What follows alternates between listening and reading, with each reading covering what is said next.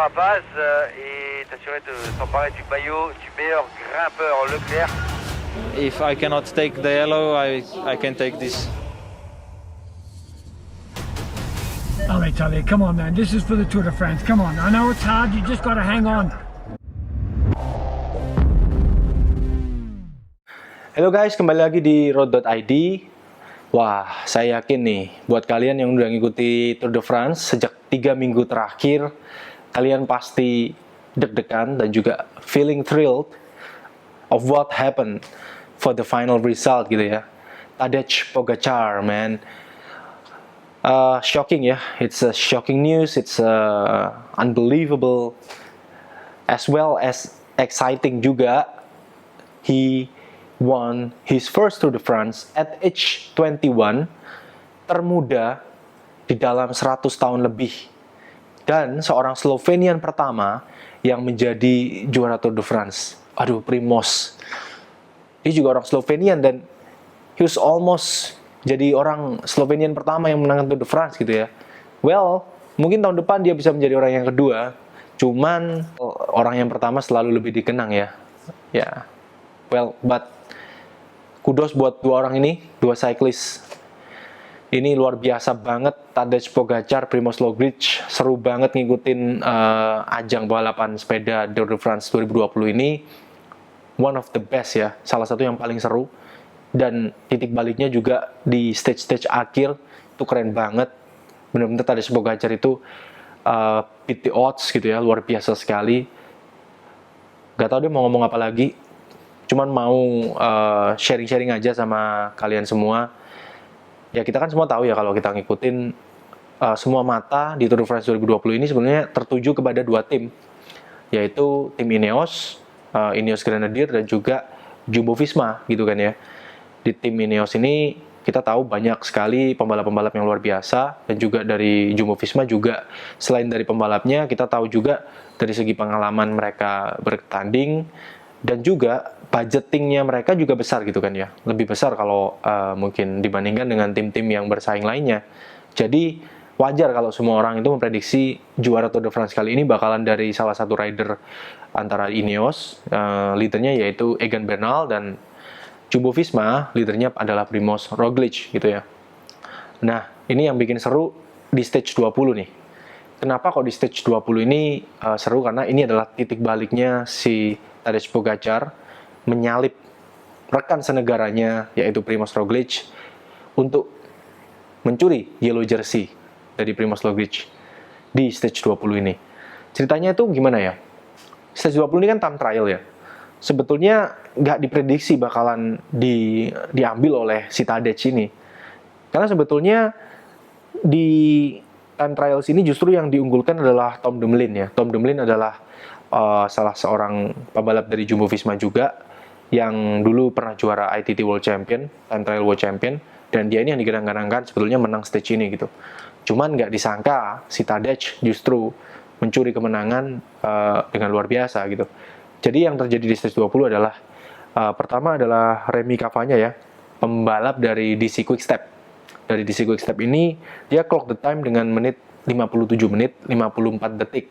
Ini adalah rekor yang sangat baik sekali di time trial ini. Dengan 57 menit 54 detik, orang-orang udah mikir, waduh ini susah nih untuk dipecahkan gitu. Karena memang udah bagus banget Remy Cavagna bisa seperti ini. Ternyata dipecahkan oleh Wout van Aert dari Jumbo Visma. Dia mencatatkan waktu 57.26. Nah, ada juga yang memecahkan Remy Cavagna ini sebetulnya yaitu Primoz Roglic sendiri, itu 57 menit, sekitar lebih dari lambat sedikit dari Wout van Aert ya. Cuman dia juga di atasnya si Remy Cavagna gitu. Karena kan si Primoz ini peringkat 5. Jadi sebetulnya Primoz Roglic di stage 20 ini not bad banget, not bad at all, bahkan it's a pretty good stage for him. Dia bisa di peringkat kelima dengan memecahkan rekornya Remy Cavagna, itu sudah cukup baik sebetulnya. Nah, what happened is setelah Wout van Aert memecahkan rekor Remy Cavagna, Primoz juga memecahkan Remy Cavagna. Ya ini yang saya bilang, Jumbo Visma ini gila-gilaan. Yang memecahkan rekornya Remy Cavagna itu 3 orang dari Jumbo Visma. Tom Dumoulin, ada Wout van Aert, dan juga ada Primož Roglič. Ini yang 3 orang ini memecahkan rekor Remy Cavagna, dan dari satu tim ini luar biasa banget. Wah, orang-orang bilang Tadej Pogacar udah no chance lah. Udah punya istilahnya almost zero chance gitu untuk win di stage gitu. Apalagi ada Tom Dumoulin gitu yang waktu itu mencatatkan waktu terbaik ya di atas rekan setimnya, bahkan di atasnya pesaing-pesaing yang lain. Tom Dumoulin mencatatkan waktu 57 menit 16 detik. Itu one of the best, dan orang udah bilang udah nggak mungkin lah, udah lewat nih, udah game over. Gitu. Mungkin si Tadej tiba-tiba nyalip gitu along the way gitu. Ternyata nih si Slovenian anak muda yang baru, kalau di Indonesia KTP 18 tahun ya. Apa ya? Kalau di US ya umur 21 baru boleh minum alkohol kan ya, baru boleh masuk kasino ya kalau nggak salah. Nah, itu bisa nggak sih ngalahin Tom Dumoulin yang udah berpengalaman berkali-kali di Grand Tour, juara World Champion. Nah, ternyata dikalahkannya itu sama Tadej nggak main-main, nggak cuma 1-2 detik, nggak cuma 10-20 detik, tapi 1 menit lebih. Dan si Tadej ini mencatatkan angka cantik ya, 55-55. Makanya kalau orang Jawa, orang Cina bilang mungkin hoki gitu. Rezekinya banyak, 55-55, 55 menit, 55 detik. Dan dia mengalahkan semua tim dari Jumbo Visma, termasuk Tom Dumoulin. And he won that stage by quite a big margin gitu ya. Disinilah dia memutarbalikkan keadaan. Yellow jersey dari teman senegaranya, Primož Roglič, diambil oleh dia. And this stage was very emotional. Semua orang nggak nyangka, semua orang kaget. Even Tadej dan Primož juga nggak nyangka gitu. Because they thought the results was not gonna change gitu, dan ternyata berubah drastis, diputar balik seperti itu ya. Jadi memang jangan ngelihat orang dari penampilannya ya. Kita kalau ngelihat penampilannya si Tadej ini kayak kind of shy boy gitu ya, terus kayak imut-imut, kayak baby face, gantengnya tuh kayak ganteng cute gitu ya. Wah, tapi bener-bener itu harimau berbulu domba, karena dia ganas sekali memang kalau di atas sepeda ya.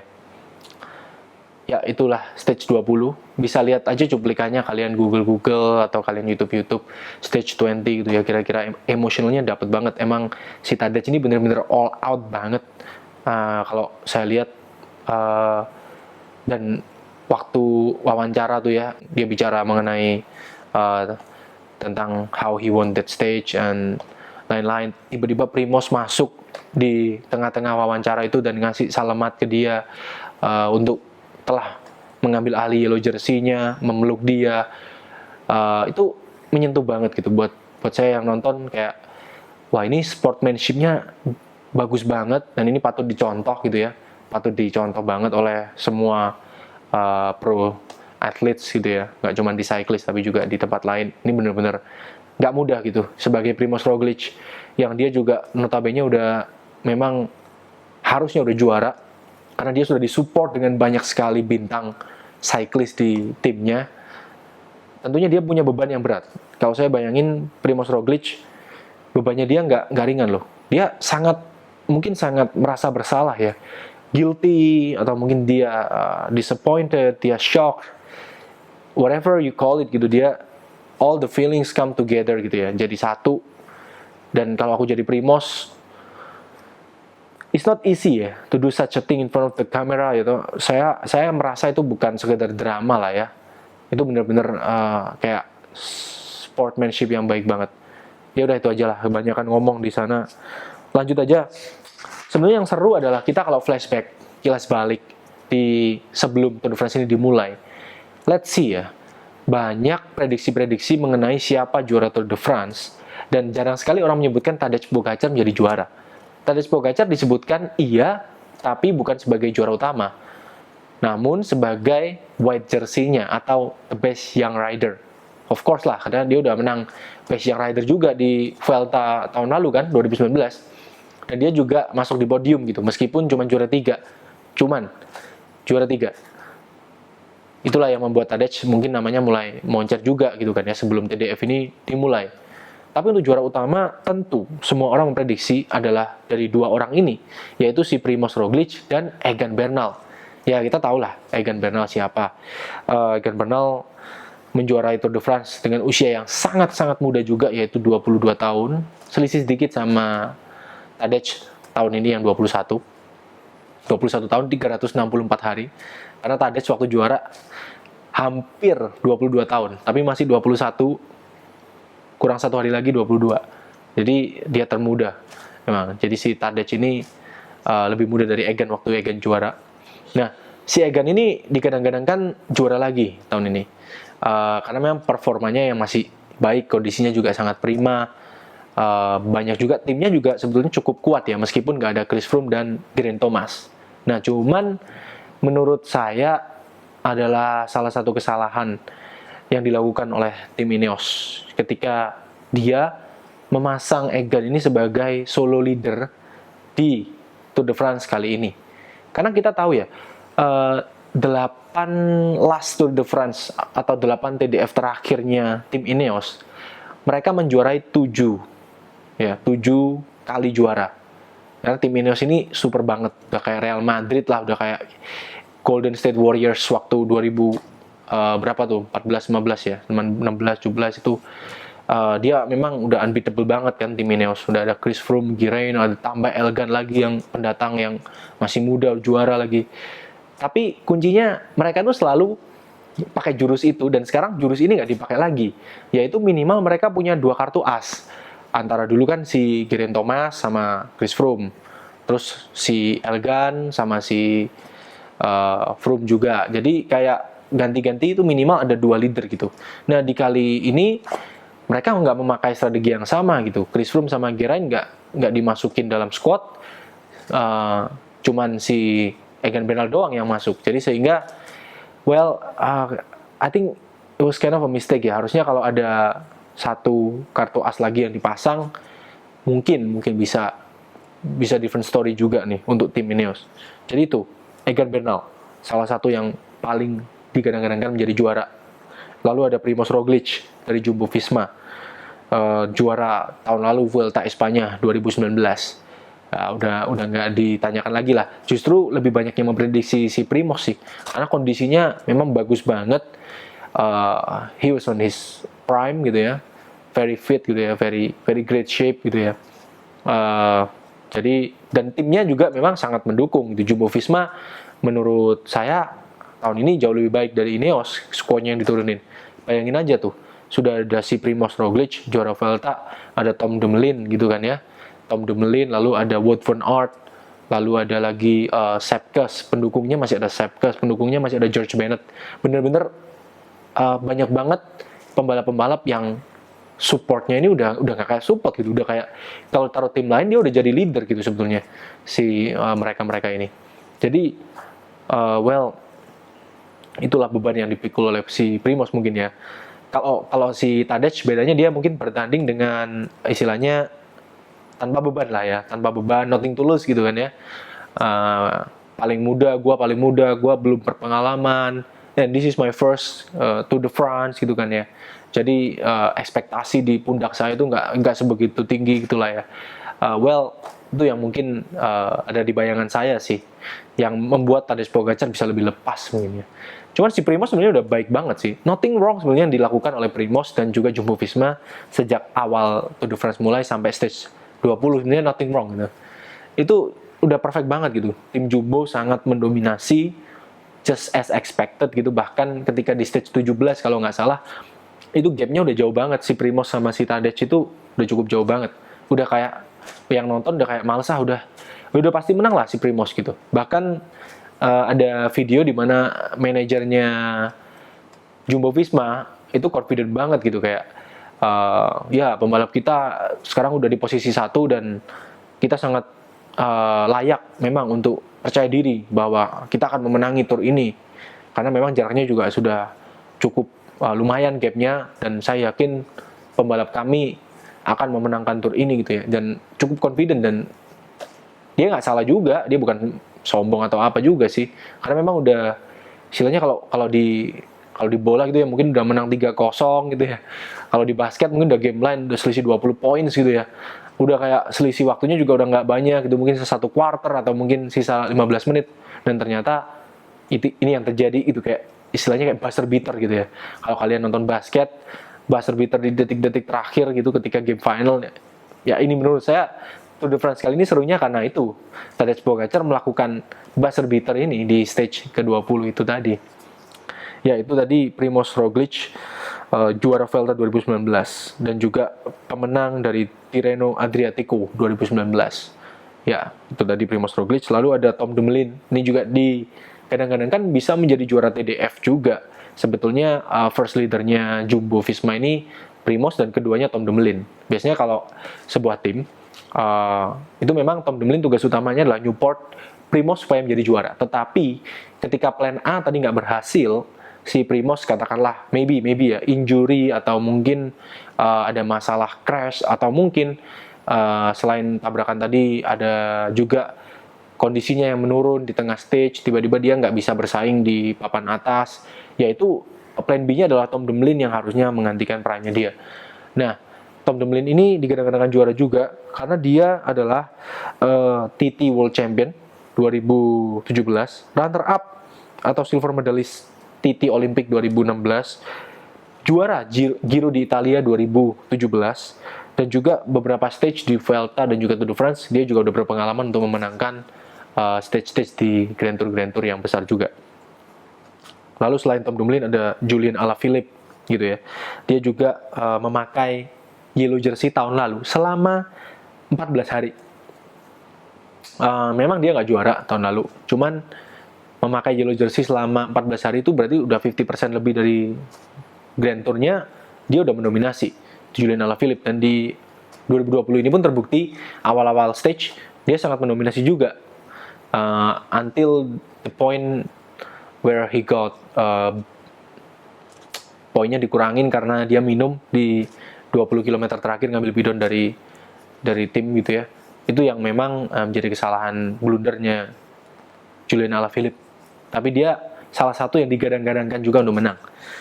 Lalu ada Nairo Quintana. Nairo Quintana ini usianya masih 30, masih oke ya. Dan dia juga udah memenangkan beberapa Grand Tour. Dia pernah menjuarai Giro di Italia, pernah menjuarai Vuelta Espanya, dan dia juga udah sering memenangi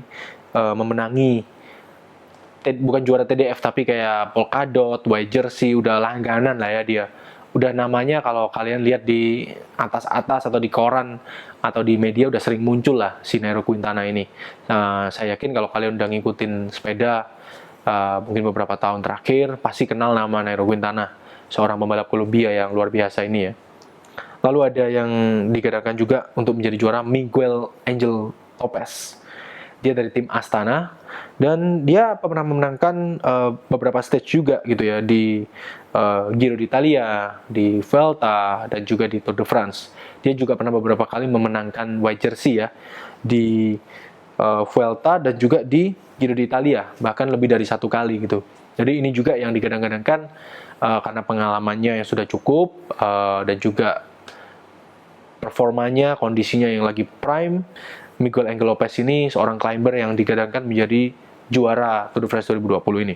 Lalu ada Mikel Landa dari Bahrain Merida, seorang Spanish. Dia juga pernah memenangkan beberapa stage di Vuelta Espanya dan juga di Giro d'Italia ya. Mikel Landa. Ada lagi Thibaut Pinot. Nah, Thibaut Pinot ini adalah seorang berkebangsaan Prancis yang memang digadang-gadangkan plus diinginkan oleh banyak orang untuk menjadi juara. Karena Tour de France ini kan di Perancis ya, diadakan di Perancis dan eventnya negara Perancis gitu sebetulnya. Tapi udah 31 tahun terakhir sebetulnya nggak ada orang Perancis atau cyclist dari Perancis yang berhasil menjuarai Tour de France ini gitu kan. Jadi sebenarnya agak lucu dan banyak orang yang menginginkan kapan nih cyclist dari Perancis juara lagi. Oleh karena itu Thibaut Pinot ini banyak dijagokan juga untuk memenangkan Tour de France 2020 ini. Dan sebetulnya memang bukan cuma karena faktor itu tadi sih, tetapi juga ada faktor lain, yaitu karena memang kondisinya Thibaut Pinot ini cukup bagus sebetulnya tahun ini. Dia juga pernah memenangkan beberapa stage di Tour de France, Vuelta, dan juga Giro d'Italia ya. Jadi udah cukup pengalaman, usianya juga udah mateng, dan banyak yang doakan dia untuk menang karena dia orang Prancis. Jadi itu tadi adalah prediksi-prediksi sebelum Tour de France ini dimulai. Tadej Pogacar, man. Dia diprediksi cuma memenangkan white jersey gitu. Karena ini Tour de France pertamanya dia. Dan dia menjadi juara. Ya jadi gimana ya, never underestimate anybody gitu ya. Kalau kalian punya teman cyclist yang mungkin wajahnya lugu gitu ya, hati-hati itu. Biasanya kalau balapan bisa ganas.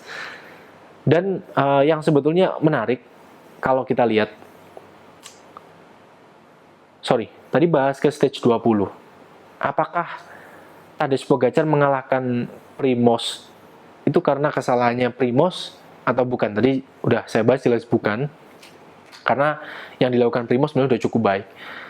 Untuk menambahkan poin tadi, just for your information gitu ya, FYI, Primož Roglič waktu nanjak itu sebetulnya udah power outputnya udah bagus banget.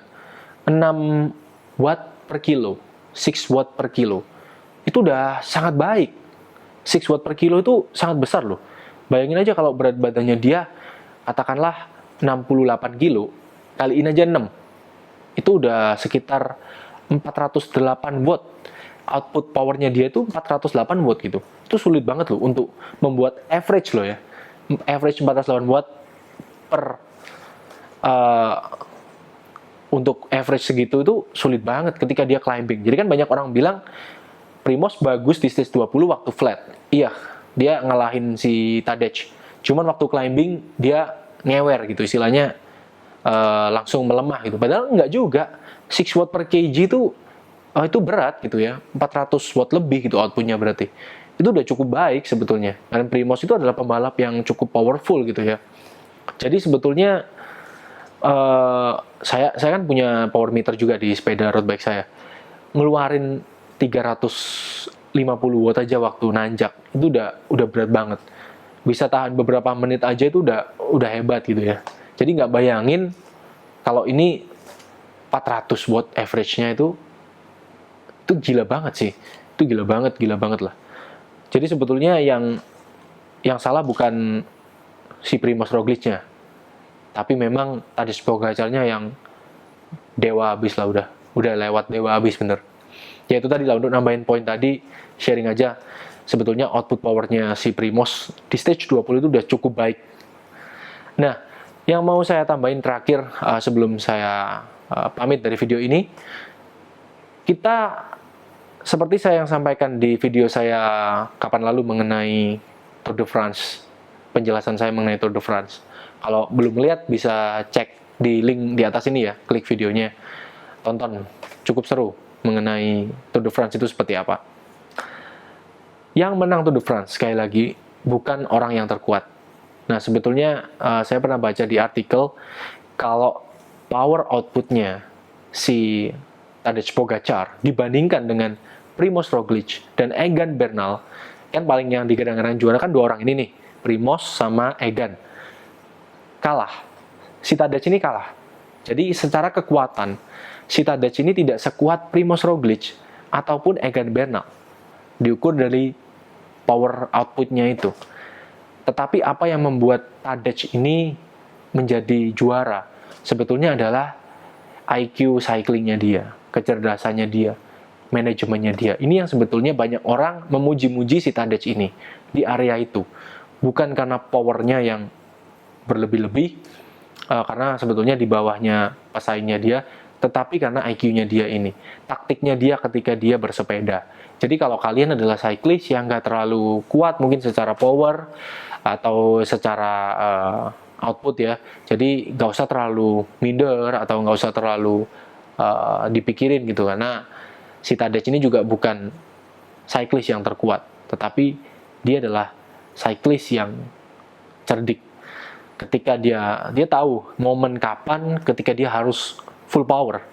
Dia tahu momen kapan ketika ini waktunya attack, ketika ini waktunya dia jangan attack dulu. Timingnya dia punya momen dia punya strategi, dia punya power manajemennya, energy savingnya dia, energy manajemennya dia. Dia adalah istilahnya pembalap yang cerdas gitu ya. Ini yang membuat Tadej Pogacar unggul dibandingkan pesaing-pesaingnya seperti Primož Roglič dan Egan Bernal, yang sebetulnya secara power output di atasnya si Tadej Pogacar. Ya, itu tadi menarik sekali ya Tour de France 2020 ini. Semoga Tadej Pogacar bisa membuktikan lagi bahwa dia memang layak untuk menjadi legenda, bisa menjadi the next Eddy Merckx, dan bisa menguncangkan lagi dunia sepeda, karena kita tunggu nih apa yang akan terjadi di tur-tur berikutnya.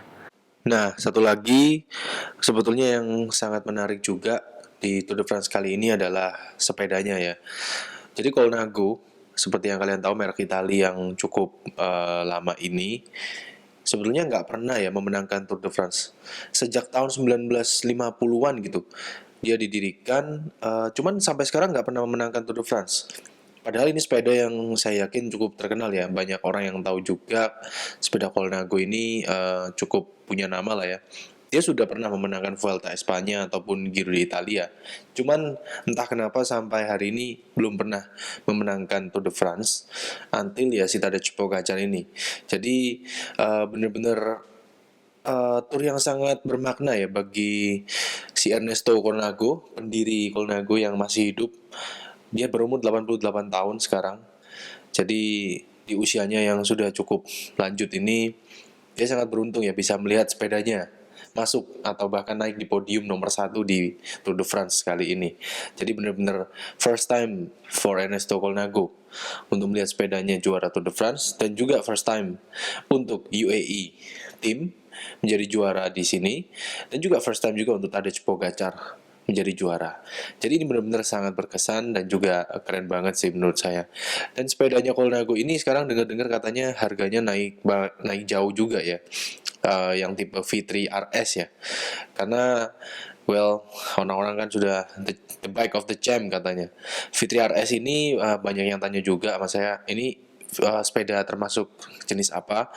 Menurut saya ini sepedanya jenis all-rounder ya. Jadi nggak murni climber, dan juga nggak bisa dibilang aero juga. Beberapa orang bilang sebetulnya V3 RS ini dibuat awalnya untuk aero bike-nya Colnago sebetulnya. Tapi kalau kita lihat sekarang dia udah menjelma ya, kayak menjadi dogma gitulah, Pinarello dogma. Karena kita bisa lihat dipakai oleh Tadej Pogacar juga saat di climbing mountain stage, tapi dia juga dipakai oleh Alexander Kristoff gitu.